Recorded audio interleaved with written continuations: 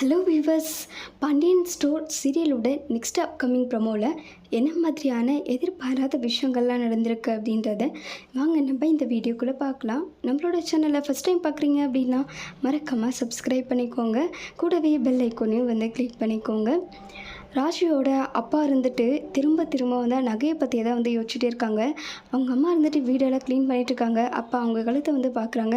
நகை எதுவுமே இல்லாதனால திடீர்னு திரும்ப ஞாபகம் இங்கே பாருடி, எதுக்காக நகையெல்லாம் எங்கே கொடுத்து வச்சுருக்க?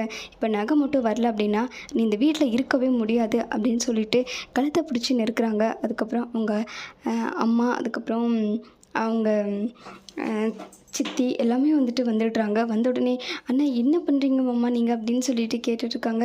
இங்கே பாருங்கள், இந்த நகை மட்டும் இப்போ வரல அப்படின்னா நான் சும்மாவே இருக்க மாட்டேன், இப்போ உயிரோடவே இருக்க முடியாது, இந்த வீட்டை விட்டு நான் துரத்த தான் போகிறேன் அப்படின்னு சொல்லிட்டு பயங்கரமாக ஒரு பக்கம் சண்டை போட்டுட்ருக்காங்க. அதுக்கப்புறம் இன்னொரு சீனில் ராஜி டியூஷனுக்கு சொல்லிக் கொடுக்குறதுக்காக போயிட்டுருக்காங்க.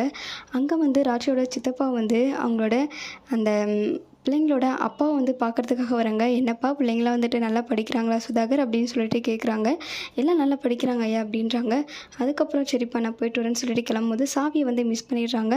மிஸ் பண்ணிட்ட உடனே சாவி எங்கே வச்சுன்னு தெரியலன்னு சொல்லிட்டு தேடுறதுக்காக வராங்க. அங்கே ராஜி நின்றுட்டுருக்காங்க. இவங்க தான் எங்கள் பிள்ளைங்களுக்கெல்லாம் டியூஷன் சொல்லித்தராங்க அப்படின்ட்டாங்க. அவங்கள பார்த்த உடனே பயங்கர அதிர்ச்சி அடைகிறாங்க. அவங்களோட சித்தப்பாவும் இதுக்கப்புறம் என்ன நடக்குதுன்னே தெரியாமல் ராஜி பயங்கர பயத்தில் இருந்துகிட்ருக்காங்க.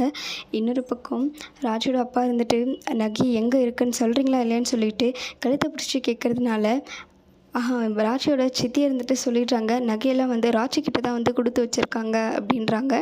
அதை கேட்டதும் இன்னும் பயங்கர அதிர்ச்சி அடைகிறாங்க. இதோட ப்ரமோஷன் முடிச்சிருக்காங்க.